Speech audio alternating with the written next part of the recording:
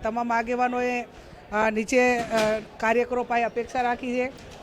Bharatiya Janata party, વહીવટીતંત્ર, police કે જે કાંઈ ધાકધમકીઓ આપીને ક્યાંક ને ક્યાંક ચૂંટણીમાં એક લોકશાહી ઢબે તો ચૂંટણીઓ થવી જોઈએ એને ક્યાંક ને ક્યાંક એનું હનન કરીને કોંગ્રેસના કાર્યકરો કે ચૂંટણી લડતા ઉમેદવારોને એ દબાવવા માટેના પ્રયત્નો કરે છે. એ પ્રયત્નો ન કરે એ વાત પણ અમે જાહેર સ્ટેજ ઉપરથી કહીને એમની પાસે અપેક્ષા રાખી છે. અને છતાં પણ ક્યાંય એ પ્રકારનું કરશે તો એમને વર્ધીને પણ નહીં શોભે.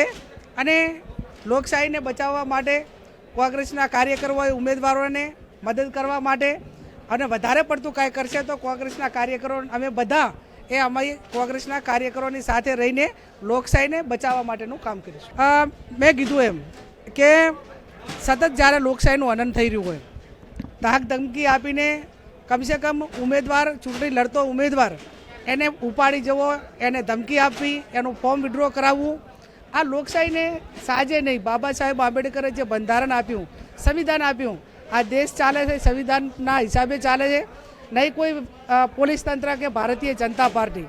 એટલે સંવિધાનનું રક્ષણ કરવું, લોકશાહીનું રક્ષણ કરવું અને અમારા કાર્યકરોનું મનોબળ પૂરું પાડવું એ અમારી નૈતિક જવાબદારી છે. અને નૈતિક જવાબદારીના ભાગરૂપે કોંગ્રેસના કાર્યકરો માટે અને લોકશાહી બચાવવા માટે જે પણ સહન કરવાનું થતું હશે એ આગળની હરોળ એમાં પીછેહટ નહીં કરે.